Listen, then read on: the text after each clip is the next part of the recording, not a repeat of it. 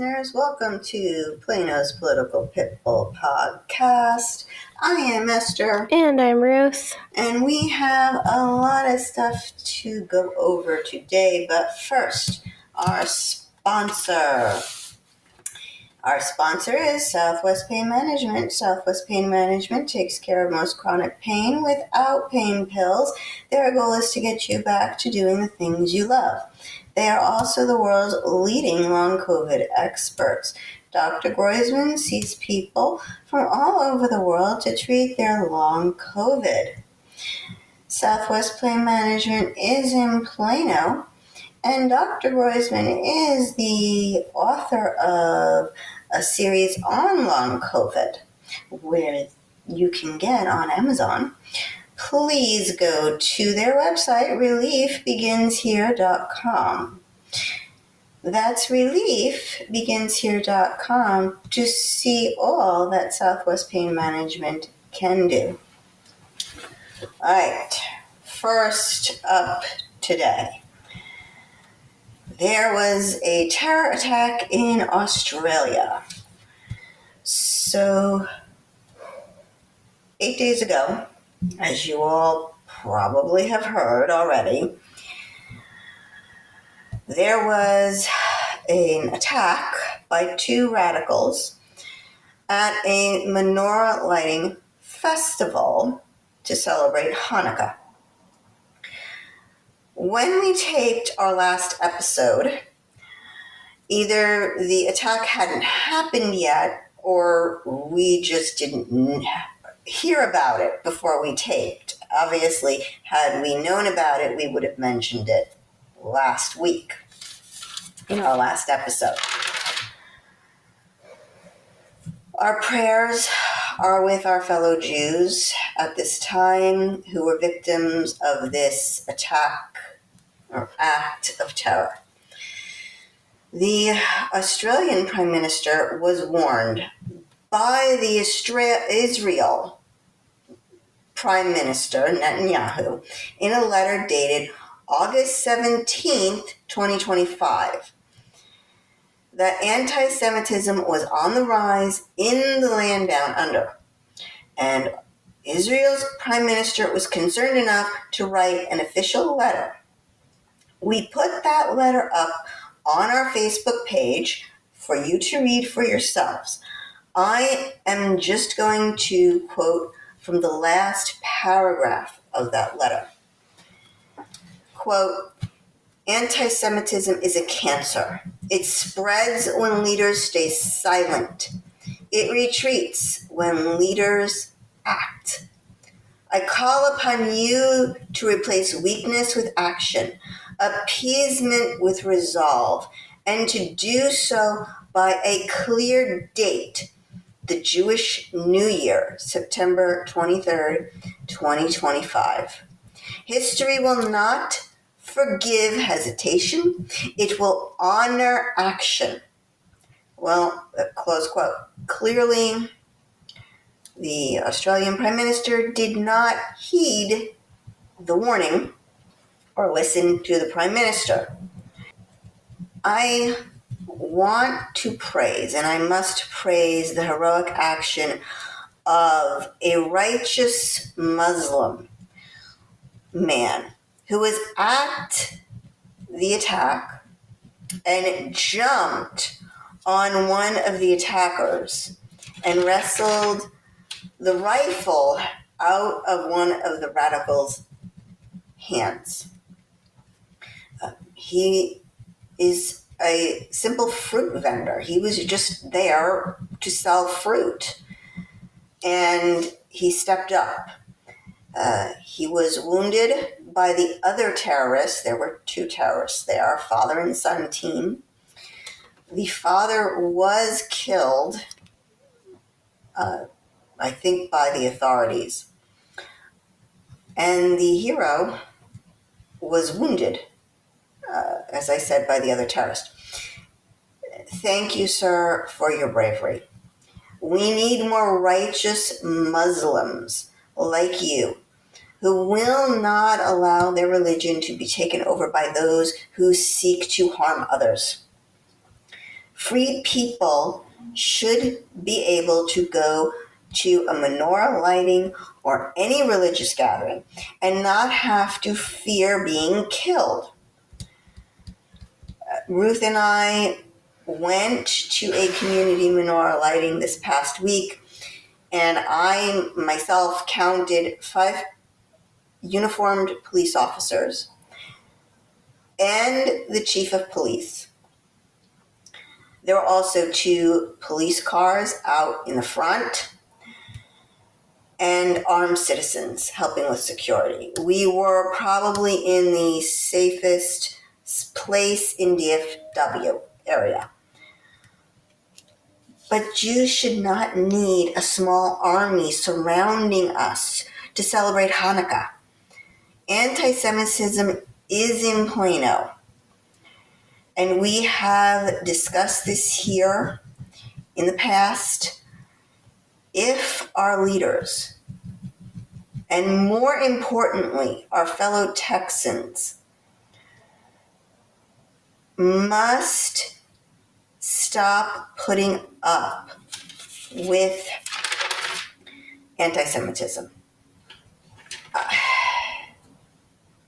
It's very upsetting, obviously, to us. I mean, the Jewish community is very small. We know people who were there. We're very small, and it's sad. So if you don't have somebody who was in the attack, you know somebody who has someone who is in the attack. And just sad. All right. On to something a little less emotional for us here. Moving on. The special election for Plano City Council, place 7. The 2 candidates had a debate. We have not had a chance to watch it yet, so we're not going to opine on it. We'll do that in the next episode. The election will be January 31st, and the cost is now up to $225,000 last I checked. Thank you, Julie Homer. Speaking of Julie Homer, she has officially filed to run for Commissioner's Court, place 4. She's also put up a campaign Facebook page, and in one of her first posts, she writes, get a load of this, priorities, fiscal responsibility. Quote, Collin County is growing fast, and we need leaders who can manage the growth without wasting a dollar. Isn't this also the person isn't this also the pickleball girl? Yeah, that'd be her. Who wants pickleball courts everywhere. She goes on, as a Plano City Council member, I evaluated multi-million-dollar budgets and funded what works. As your next county commissioner, I'll bring budget discipline, transparency, and accountability to every decision. Close quote. Okay. I believe she thinks she will. Well, I was going to ask you, is she delusional? Because if she's not delusional, she is a humongous liar. Okay? She needs some medication if she truly believes that she did that. I think that's going a little far. Oh, no, it's not. Yeah, it is. I don't think so, because I have the evidence to back it up. Okay? So she claims she doesn't want to waste money, right? And she wants to be disciplined and fund what works. She hasn't done that at all. She has wasted taxpayer money because she wants to run for commissioner's court in the first place and didn't resign when it would have cost us nothing. No, she waited until the very last moment. And now we have to have at least, possibly, 4 elections. Okay? Minimum, I think, is 3. But we got to have, if there's a runoff somewhere, we got to have 4. Right?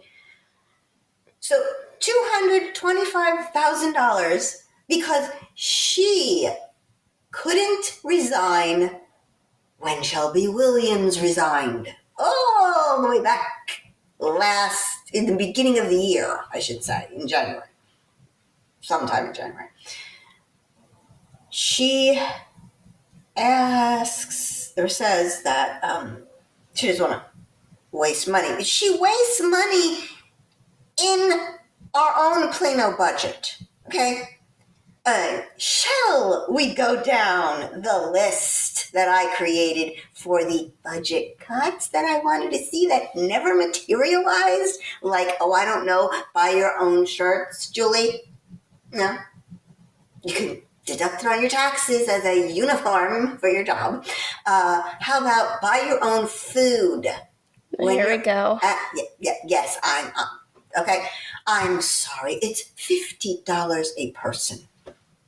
I did the frickin' math. They've got a budget that when you divide that city council food budget by 8, because there's 8 of them, it's $50 a person for their meals. Not all their meals, just, that's what would be one meal. $50 a person for each and every meal.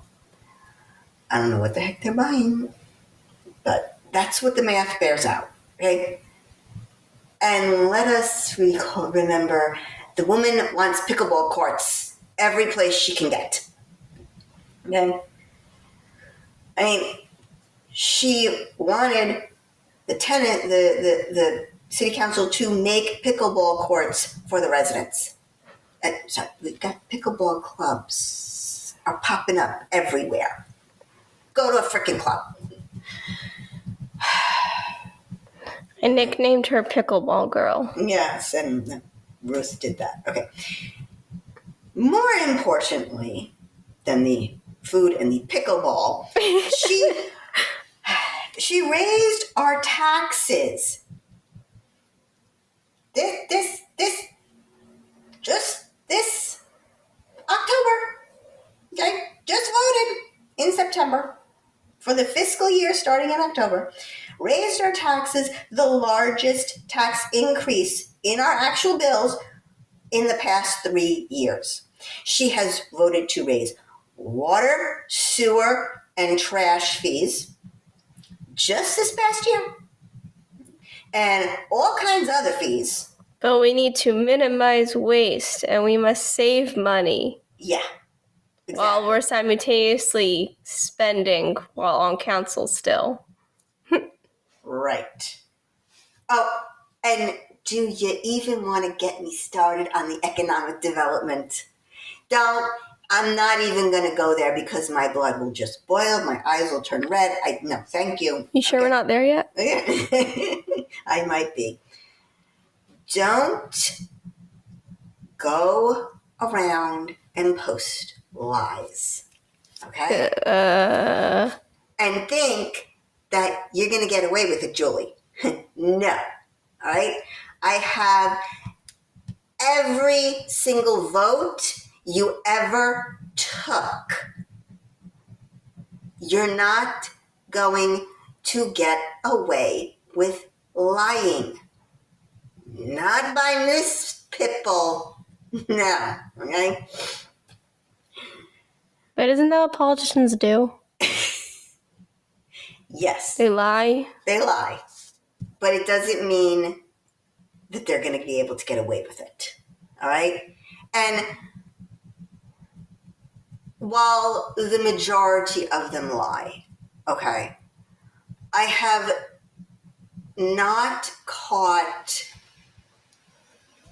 Shelby Williams, Anthony Riccadelli, or Rick Smith in a lie.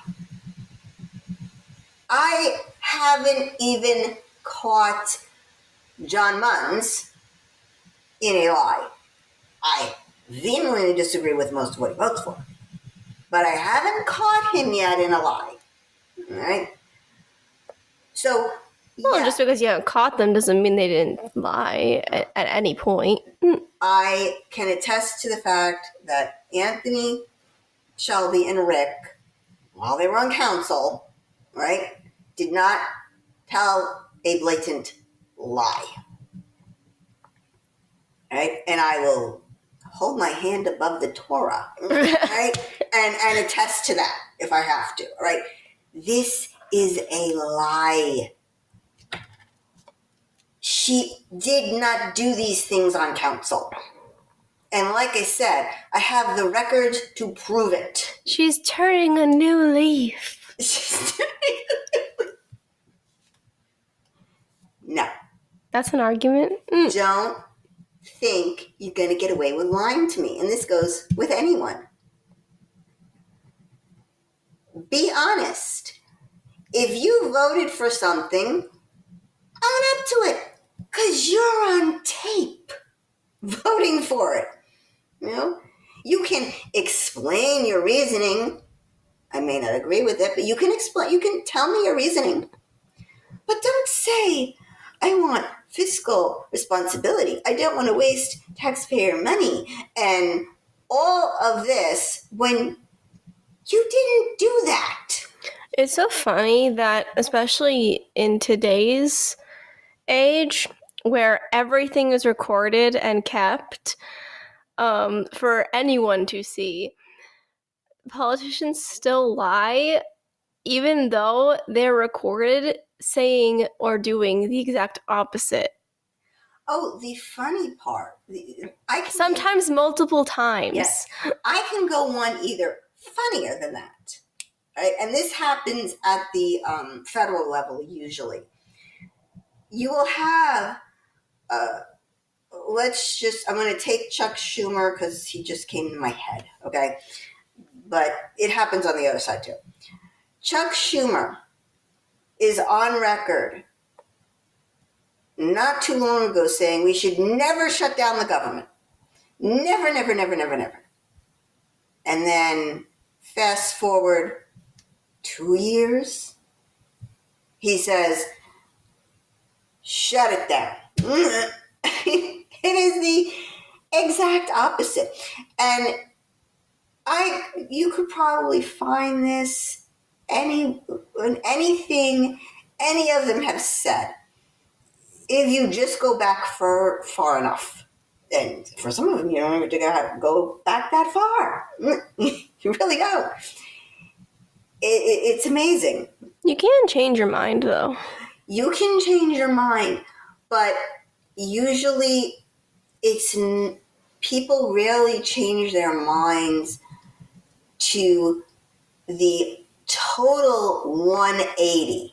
It's very rare, and when it happens, they say, look, I made a huge mistake. Boy, was I wrong. I have completely changed my whole viewpoint. So the federal politicians are pros at this. They're experts at it. But yeah, she's on tape. So, and I don't think a lot of the pro-DART people are really happy with her right now for her vote on the DART election. And speaking of the DART election... Isn't the DART thing all about saving money, though? Because we're spending so much, we're not getting anything in return? Well, we're not getting nothing in return. We're getting something in return, but we're not getting for lack of a better phrase, our fair share or what we put into it. Yeah, that's what I meant. Right. No.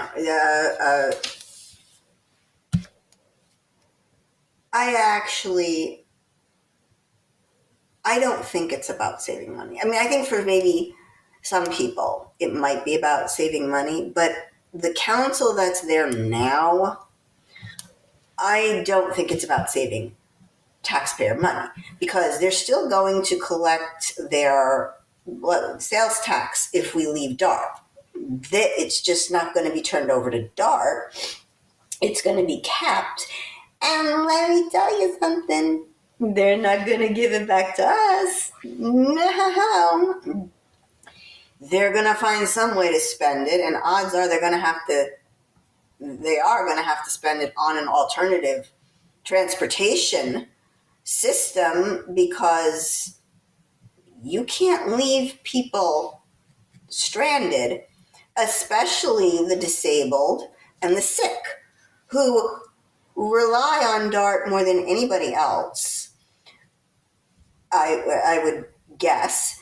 And as I said last week in the last episode, if you are in a wheelchair, if you are paralyzed, you can't get into a regular car.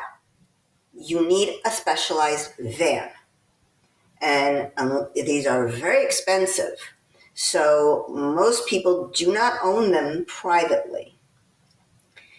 The only entities that have them are the government-funded transportation systems, typically speaking, or a private service that does this as their 24/7 job. This is their business, and usually they'll get paid by an insurance company and the person who's writing it. So depending on the insurance. So you can't leave that. You can't just leave them stranded in their house. And they can't because of the American Disabilities Act. Right. So let's talk about the committee. We went over what was the drama behind the scenes of what was going on in the committee. And on Tuesday, very busy day in Plano, a lot happening on Tuesday.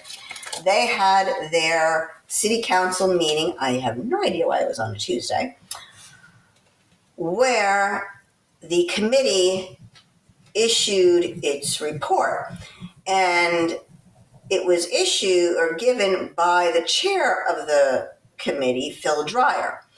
And he got as much time as he wanted to speak on it, which I didn't think is fair because the other committee members were there, or some of them were there, and I think they should have had equal time because they had a different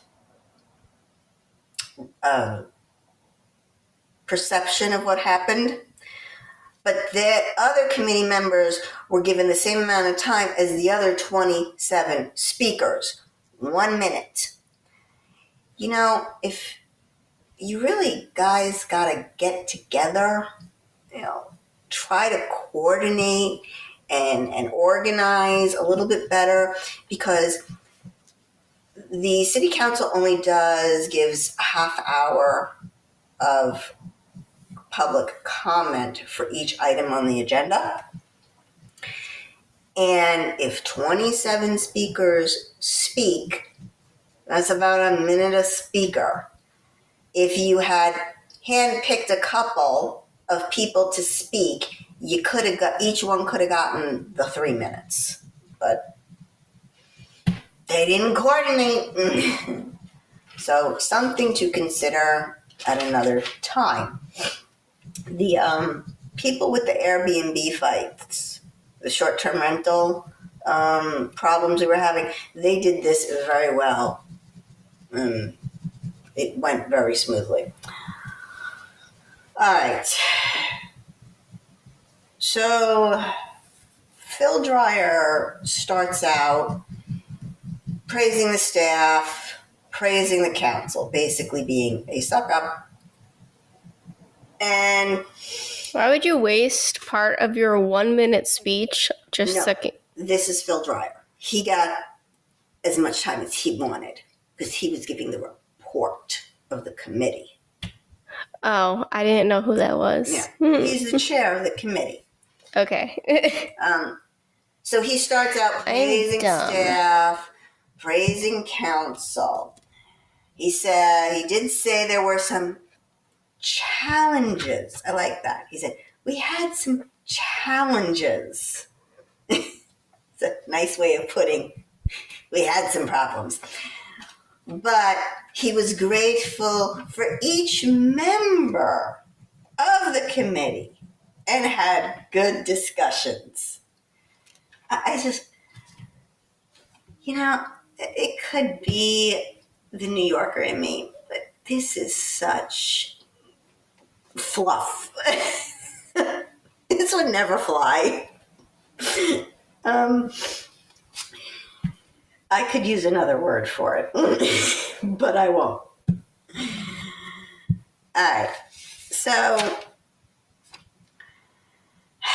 he did say several members declined to give a rank of each of the vendors. As we went over last week in last week's episode, they were supposed to rank each vendor's presentations.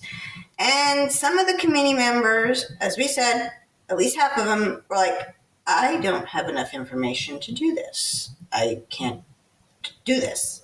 So they actually, some of those members gave a thorough report to the council. I have one that was posted in a Facebook group for the Dallas area Transit Alliance group on Facebook. One of the committee members posted that. I read it. He basically outlines pros and cons for each of the vendors who presented. Then Andrew Fortune, a staff member, comes up and he speaks and he gives the results that they did get, and he said that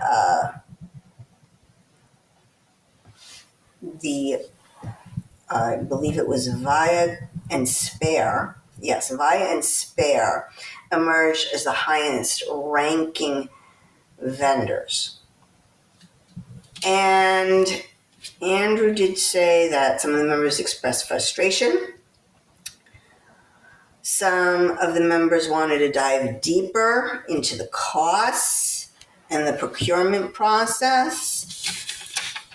Did they ever get their wish to have Dart be one of the... No. No. One of the vendors that they evaluate? No, they didn't. And that was in the one person's report that I read. You can actually read, or you should be able to read, if it was put in the packet that council got, I think the Wednesday or Thursday before the meeting, because all of them said, I submitted it and you should have gotten it. So it should be in the large packet, which you can get as part of the agenda on City Council's website or the city's website.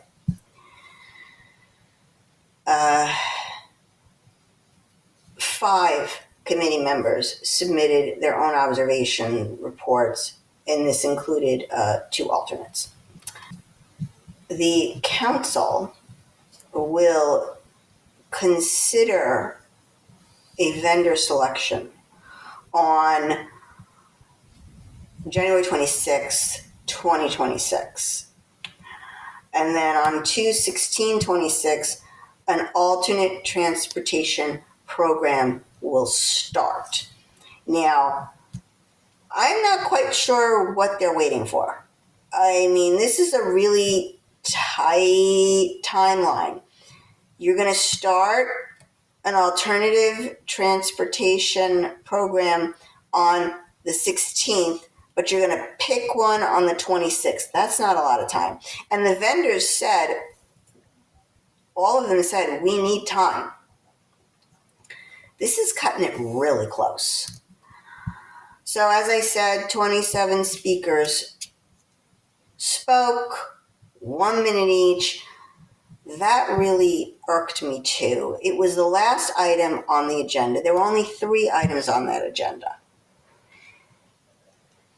Munns couldn't have given them 2 minutes. I mean, he is free to give them, anything 3 minutes and under. He doesn't have to go by the 30-minute rule, or the 30-minute suggestion, shall we say. He's the chair. He can change that if there's no objection from the other council. That would mean he'd have to listen to more talking and complaining.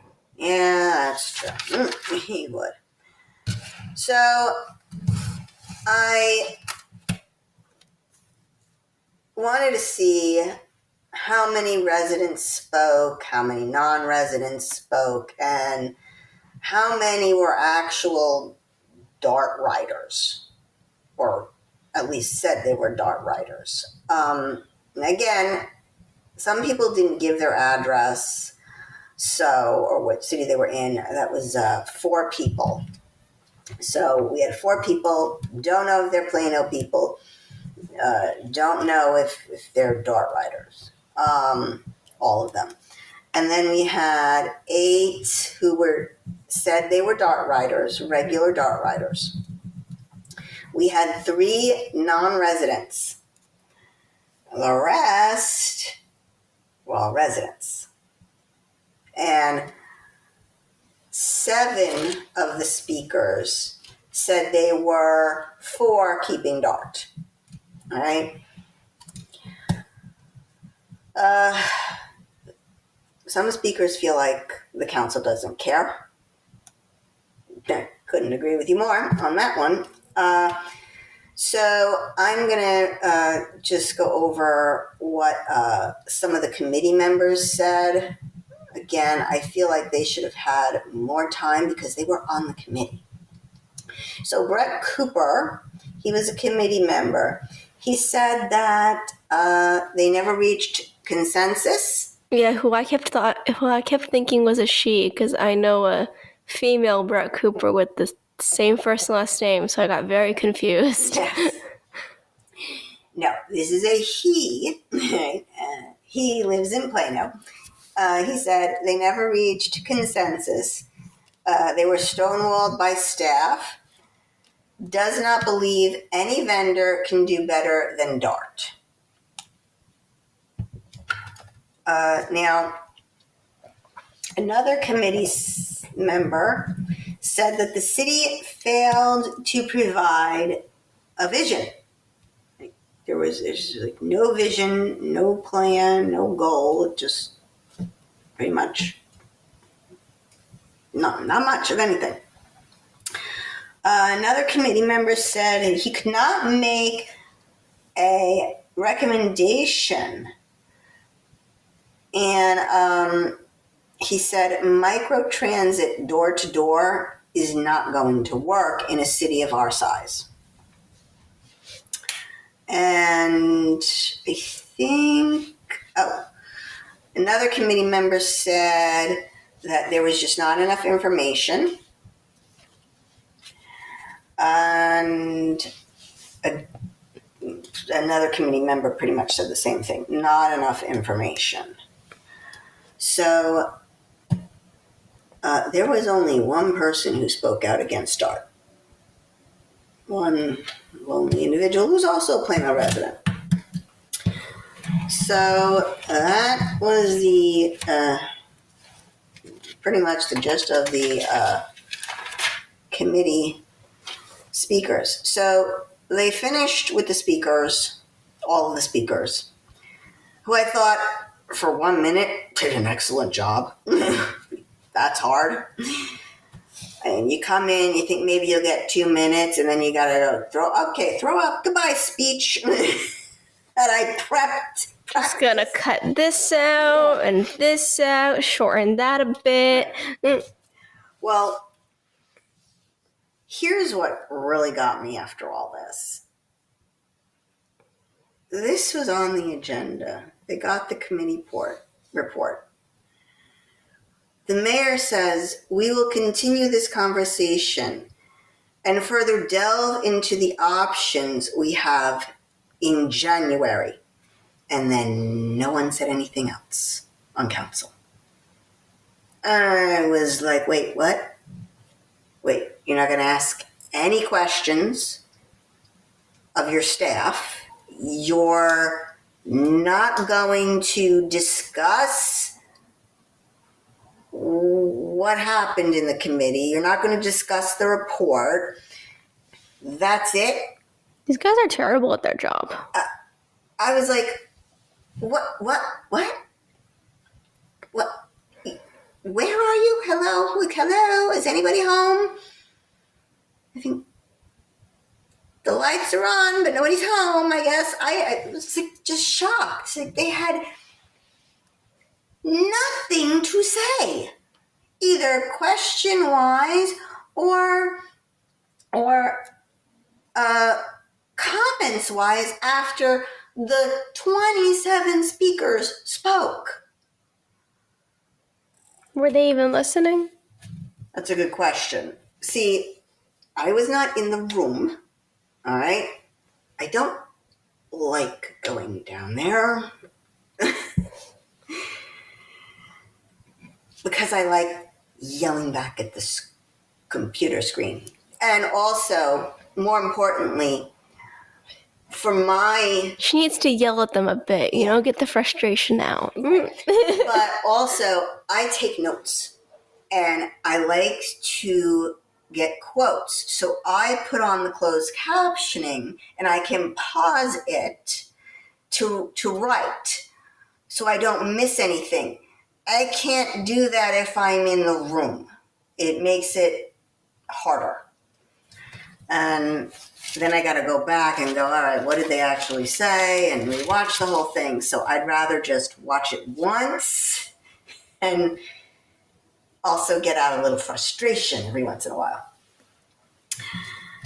So I'm in this Facebook group on this whole kerfuffle that's going on. And I'm just I'm just an observer. I'm just observing what they're posting because I want information. I want both sides of the issue. I want to see what people are saying, what their experiences are, and what it is that they need. Because I want a spectrum. I don't use DART. I did use mass transit many times where I used to live, and if you have been listening to us, you can tell that we are not native to Texas. Okay, we come from the tri-state area up in the New York area, and so we are very familiar up there with very good transportation. Some of the best in the country. So I want to see, what is this transportation? What is DART like? What is both sides of the story? So I want as much information as I can.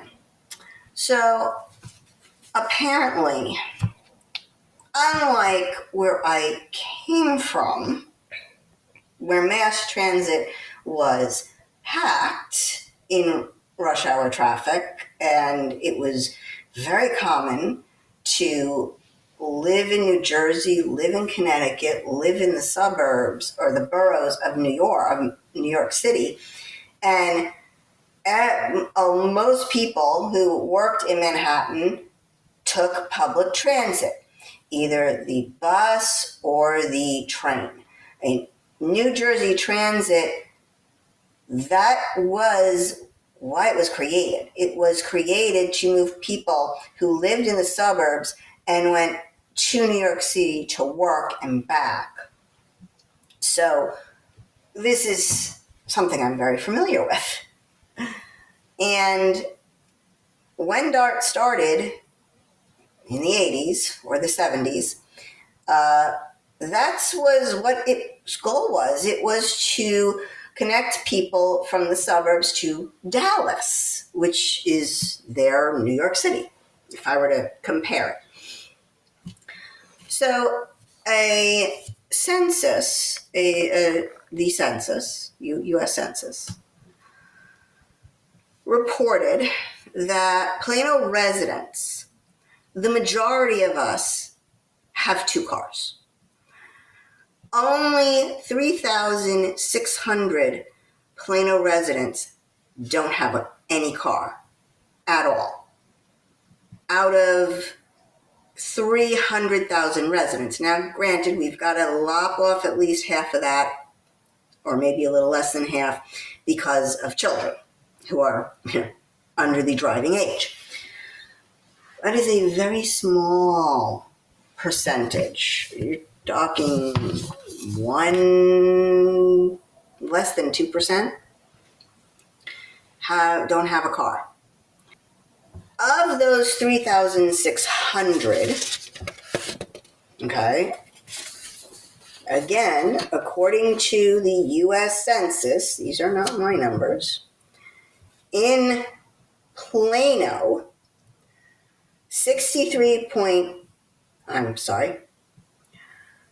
all of those residents that don't have a car, only about 1,000 of them actually take public transportation.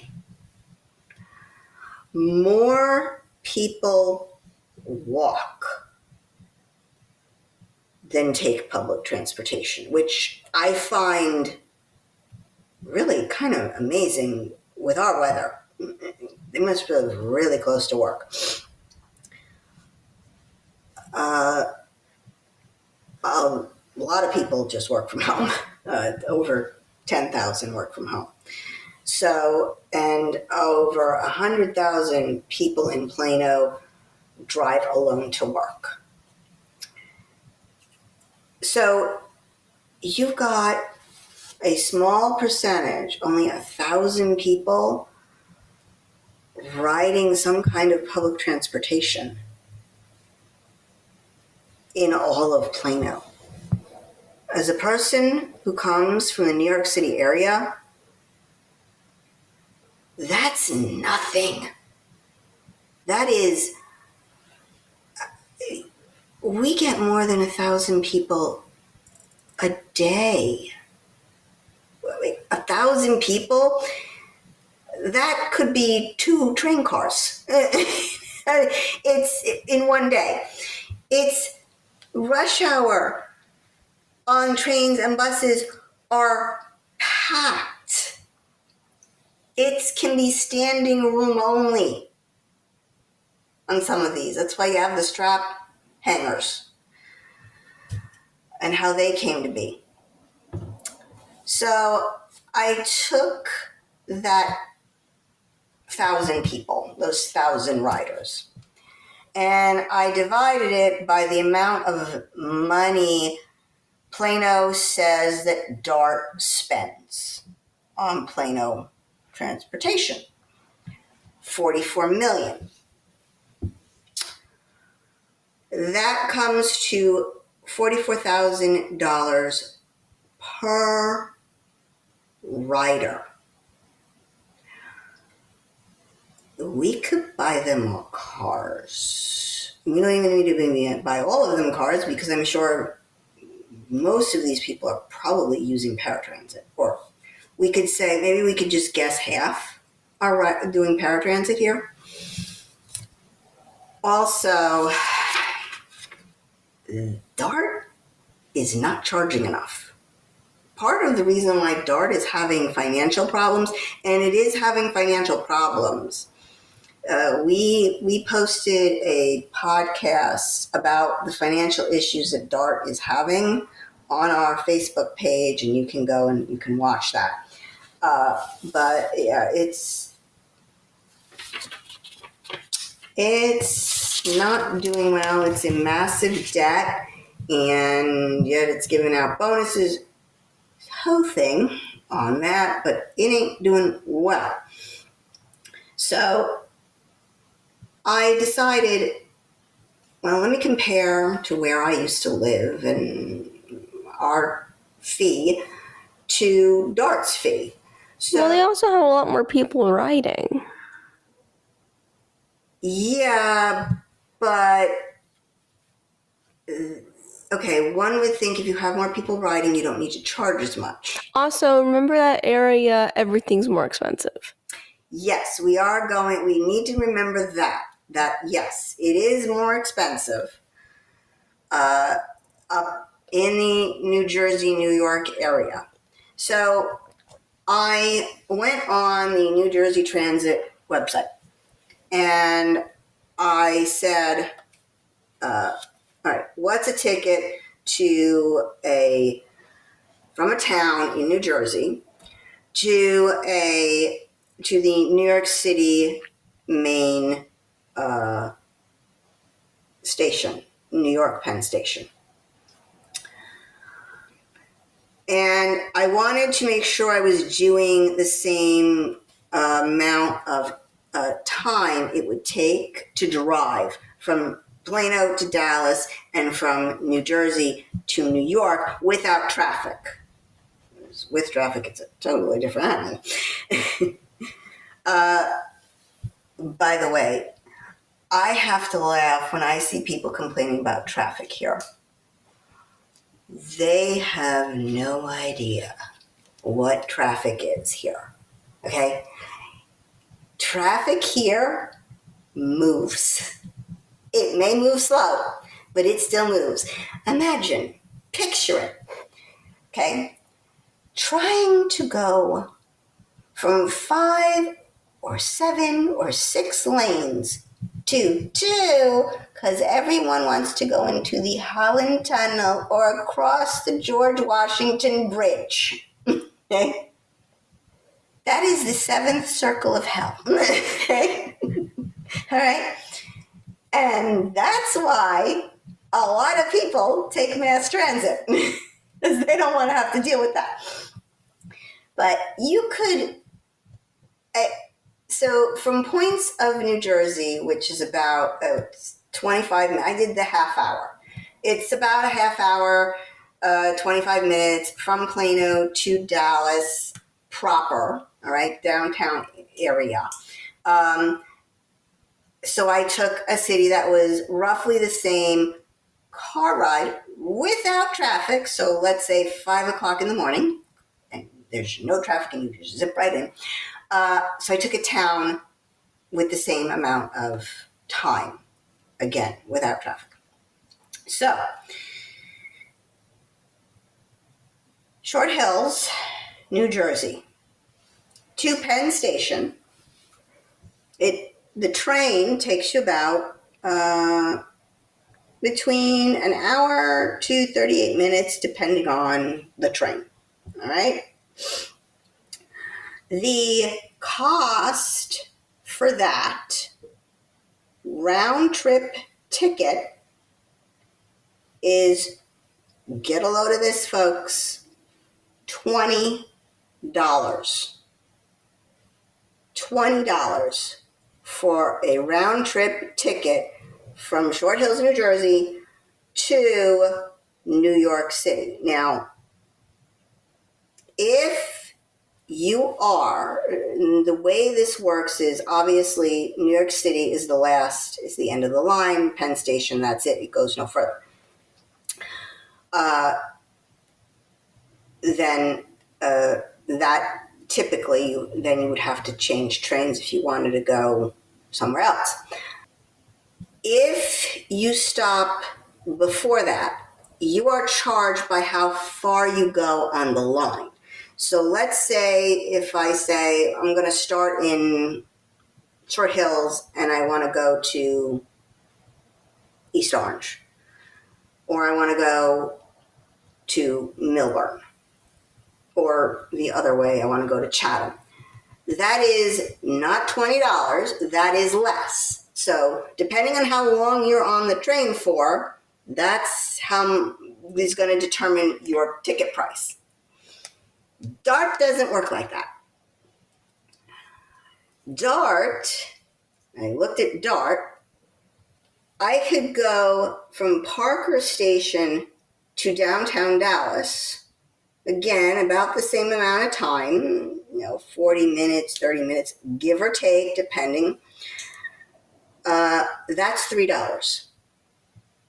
Wow. Yeah, so $6 round trip. Okay? Huge difference.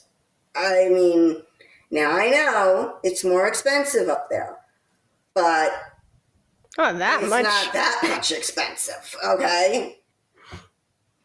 Now, if I were to go one station from Parker Road, Plano, to the 12th Street DART station, okay, still $3.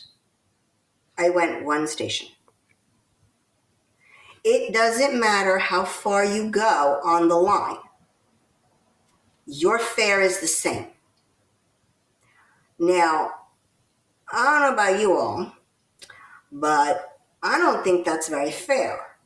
I think the longer you are on the train, the more you should have to pay. That's not a good business practice because you're losing money. Yeah. Or the longer you're on the bus. That model of how long you're on the transportation system, it determines your pay, the payment goes back 300 years. Now, I don't know. I think if it's worked for 300 years, why are you saying it doesn't matter how far you go? It's not fair to the person who's only on for 5 minutes and the person who's on for an hour pays the same rate as you. So that is very, very strange to me and very foreign to me. I don't get that at all. And I know, there will be rioting with pitchforks and torches if they try to raise the fare. And if DART tries to raise the fare or change the pricing model. So you're kind of stuck with this now. Because people who use DART and who are riding it because maybe they can't afford a car and it is cheaper and they're on a fixed income, they're not going to like that if we change the fare structure. So DART has a big problem, and it's going to have to do something. Because like I said, its books are not good. Well, gee, I wonder why after hearing that. Yeah. I know. I wonder if they've even kept up with inflation. No. Or if they've just kept the same rate. No. I think it's been $3 for a very long time. Well, there's another reason why they're losing money. They're not. They wanted, and the reason why I know they'll be going there with pitchforks is because DART wanted to raise its fares.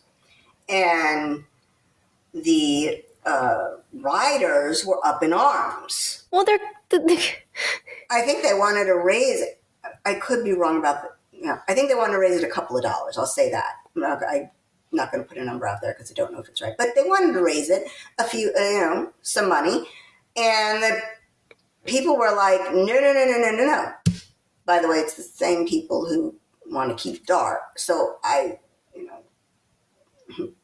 love you, but don't raise my fares. It's a little perplexing. No, it's just selfish. Yes, okay. Well, it could be selfish, but also you've got to remember that just like anybody else, people's incomes have not grown. Well, they've grown a little bit, but they've not grown to outpace inflation yet. So, you know, if it's $1, if it's $2, to you and me, that might be a little. To others, that could be a whole lot of money. So, just like I do with taxes, I'm not going to judge somebody because they don't want their fares raised. I understand where they're coming from. But they've got to understand that that business model is not sustainable whatsoever. And there could be a bigger problem than just Plano leaving. And if Plano leaves and is followed by other cities, Dartmouth's going to have a massive problem in funding. Because once those cities pay off their portion of debt and Dart doesn't get that money, it's got to be funded solely, let's say, by a handful of cities through the sales tax. They're going to come up short. And I don't know what's going to happen. I mean, you could actually have the whole system crash and crumble. Now, unlike DART, which is funded through sales taxes, New Jersey Transit, first of all, it's funded by the state. The whole state is New Jersey Transit. So that is funded by the whole state through certain general revenues, some from revenues gotten from casinos, some even from federal grants. So they are structured totally differently than their financial structure than DART is. Now, granted, DART does get some state funding and it gets some federal funds, but its bulk of its money is the sales tax. And with the financial situation the way it is, they're going to have a huge problem. And like I said, I am worried about the disabled and the ill and the sick, because those folks do not have another option. Like I said, if you are in a wheelchair, you cannot get into a regular car if you are paralyzed from the waist down, because you can't get out of the wheelchair to get into the car. You need a lift that is attached to a specialized van. Other Dartmiders, while it'll cost them more money, they do have other options: carpooling, getting a ride from a friend, a relative. I have somebody who we do that for right now, okay, who does not have a car, and he is one of those people that walk to work because it's shorter than DART. Or actually, it's the same amount of time. So if we can't drive him, he'll walk. But yeah, we drive him to work or to school, and we do that for him. He's part of our family, and we do it because that's what you do for family. So the able-bodied, they can find other means to get around. Generally speaking, there's always one. The disabled don't have that option. So Plano better get its act together, because if it doesn't, it's going to leave people, the most vulnerable, stranded. And as much as I talk about free markets and as much as I talk about privatization, the 300-year model of private public transportation is not coming back. As sad as that makes me, I know I'm dealing in reality, and the reality is I'm not getting that back. All right? This is what we're stuck with. We are stuck with government-run transportation. And if somebody else wants to try to change that, be my guest, I don't think it's going to work because government is not giving up control. So that is the saga of DART, and we will keep you appraised of it because it's going to continue. Plano versus DART. It is not going to end. All right, now on to something fun. Our community theater review of Scrooge the Musical. Ruth and I went to see Scrooge the Musical on Saturday, the 20th. Shelby Williams was there playing Bob Cratchit. His little girl, Katya, played Tiny Tim. She was adorable. And Shelby Williams made me cry. Did he make you cry? Were you teary-eyed? Yeah. That scene. So there's a scene. I kind of wished you would stop sniffling in my ear. I'm sorry. I was trying to find a tissue in my purse and I couldn't. So there's a scene where the Ghost of Christmas Yet to Come shows Scrooge at a cemetery. Scrooge is at a cemetery, and Bob Cratchit comes in and he goes to Tiny Tim's grave. And I have to compliment the artists who did the graves. They were very realistic looking. They were the most realistic looking things on the set. They were very, very, very good. And very well put together. They looked like real graves. It was quite gravestones. I was quite impressed. And he's kneeling at the gravesite and he's just crying. I was moved to tears. Very good acting. I think Shelby did better in this role than he did in Camelot. So I have a couple of constructive criticism. Closed captionings. They had a television screen with closed captionings. It was more like just the words that the actors were supposed to be saying, because at times the words were off from what the actors were saying. So if you are hard of hearing, if you didn't catch what they were saying, or if you are completely deaf, you're going to be confused. And sometimes it was the fault of the actors because they weren't saying what was on the screen. So I don't know how that all works. You said it's probably not closed captioning. It looked like it was pre-typed on slides, and it was from the script, most likely, which is why it was not matching up if the actors were ad-libbing or if they got a line wrong. Mm-hmm. And sometimes, and this was more of a problem than the words not always lining up, with the timing. Whoever was in charge of the timing of each slide, it was either too fast or too slow, and so it got confusing. Mm-hmm. See, Ruth and I are both teachers of the handicapped, so these are things we notice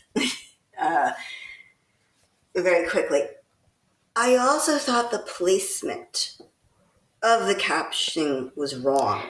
Yeah, you always had to kind of turn your head away from the stage. Yes, they should have been behind the actors on the big screen at the top. So they had a big screen, downstage, in the back of the stage, and they would project a scene on there, like London or the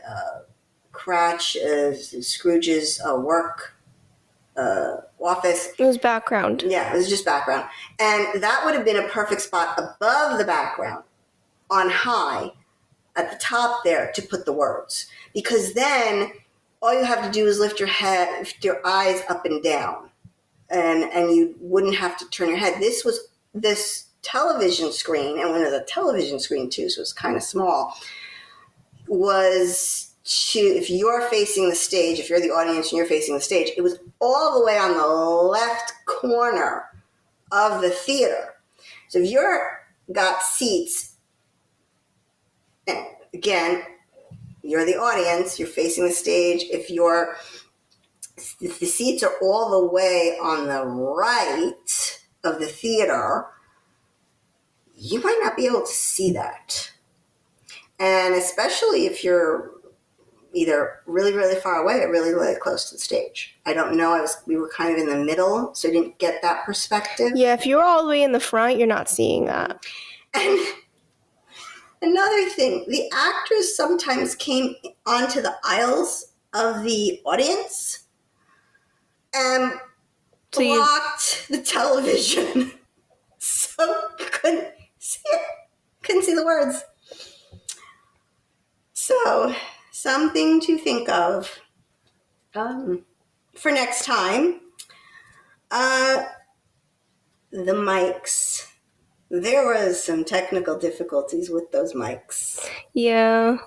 The mics, again, I don't know who was in charge of turning on and off the mics, but a lot of times they would be late and you wouldn't be able to hear what they were saying, or the mics were just malfunctioning and you couldn't hear anything. That happened a lot,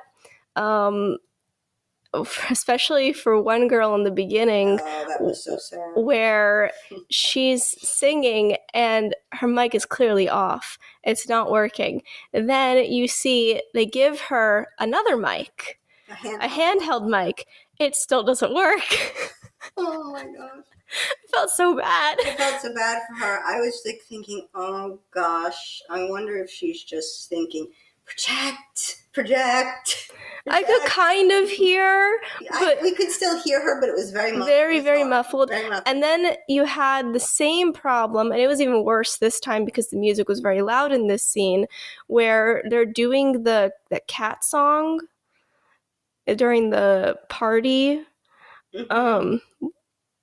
Where oh yes, I don't remember the name of it. Oh, it was an alphabet song. You had to come up with a word that starts with the next letter in the alphabet. Yeah, the next letter of the alphabet. And most of them, I couldn't hear what they were saying.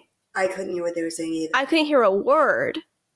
Yeah. So I would look to the screen to see what are the lyrics. Yeah. I couldn't hear the word. I especially couldn't hear the word that they were using for the next in the alphabet. Yeah, but then when I would have to turn to the screen, I wouldn't be able to see on the stage. And also there was a point where there were so many words, so many lyrics, and so many words on the screen, it was too small for me to see. Oh, good grief. I didn't know so that entire song was just a whole mess for me. Oh, I didn't know. I was just like, okay, I guess I'm just not hearing what they're saying. I'm just going to watch what they're doing. Yeah, I mostly just watched it because I would have to turn my head. I thought Shelby sang beautifully this time. I thought he sang better this time than he did in Camelot. Well, he didn't have to do the French accent. Yeah, true. I don't think he had to do the French accent the first time either. It was a choice. It was a choice. Yes, it was a choice. Most people don't actually sing in accents, believe it or not. If you've ever heard Celine Dion, it's very interesting how if you're singing in English, you lose your accent. If English isn't your first language. But we digress. Anyway. You can not lose your accent. There's a lot of, there are plenty of shows where you still hear the accent, like in Six or Matilda, where those plays were originally in London and you can hear their accents. Well, yes, there is some words like water. There are some words where you can hear that accent. So anyway, I thought he did like I said, fabulous job this time, and was better than he was last time. He was good last time. I thought he was fabulous this time. His little girl was so cute. And she played Tiny Tim so well.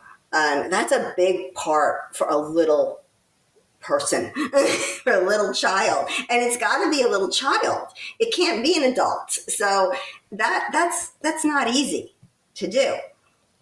And so she did great. The guy who plays Scrooge, he was the only actor who played that role. They alternate cast members per, I guess, performance. So there's usually more than one, Bob Cratchit, more than one Mrs. Cratchit, etc., etc. But he was the only Scrooge, and I think he's done the most. They said like 103 times. Like this was like his 103rd time. Yeah, performance. He was great, fabulous. I thought most everybody sang well. A couple of people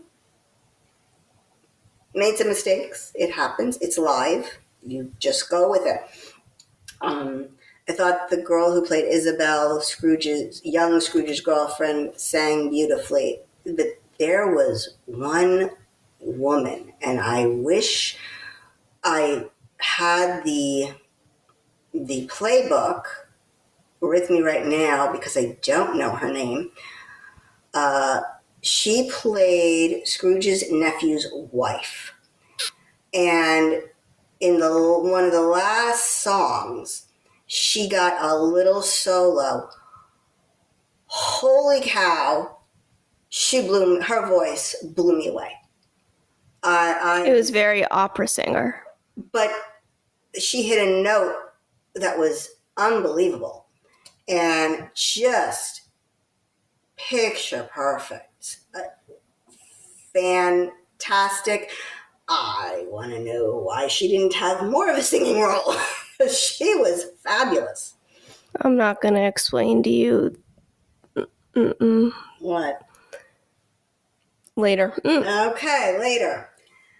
I liked it. I just thought it was great. That's all. All right, you, my expert Broadway musical person. I'm not an expert. All right, my Broadway fan person, I guess. Sure. Okay. What do you think? What did you think? Yeah, it was good.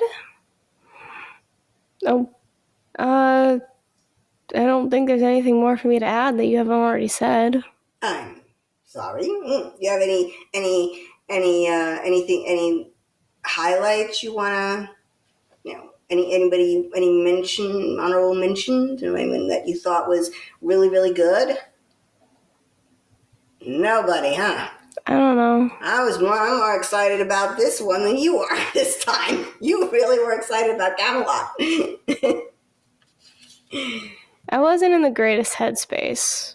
Oh, okay. All right. I was tired and irritable and, yeah, just not a good day for me. Okay. Well,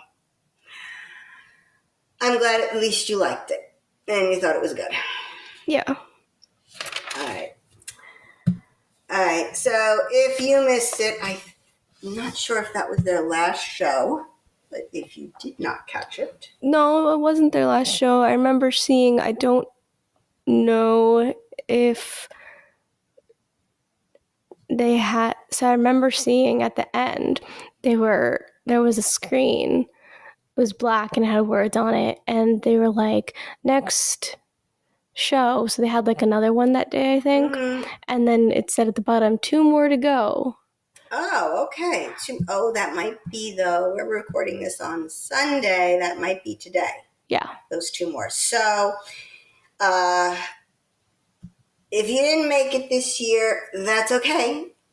It'll probably be coming back next year. This is their annual thing. I think it was number 15. So longest running. Hopefully, they still have their space. because I don't know what's going to happen when they bulldoze them all. We don't even know if they're going to bulldoze them all by next year. I don't know if they're going to bulldoze them all next year. By next year, I don't know what's going on, but hopefully they will be able to have a spot to perform their wonderful performances.